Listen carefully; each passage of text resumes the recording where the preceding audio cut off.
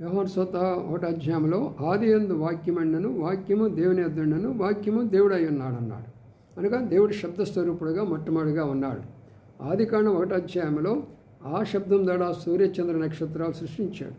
ఆ శబ్దం ద్వారా మనం చూస్తున్న సమస్తమైనటువంటి జలరాశులను, జీవరాశులను సృష్టించాడు.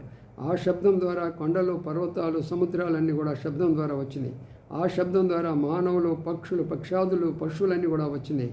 ఆ శబ్దస్వరూపుడు 14వ వచనంలో మానవుడిగా భూలోకానికి వచ్చి నీ కొరకై నా కొరకై మరణించినాడు.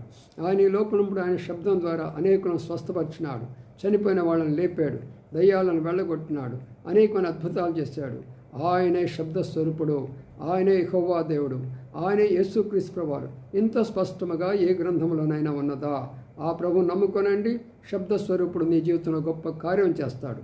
ఆయన నీ కొరకై ప్రాణం పెట్టాడు, ఆయన నిన్ను రక్షిస్తాడు.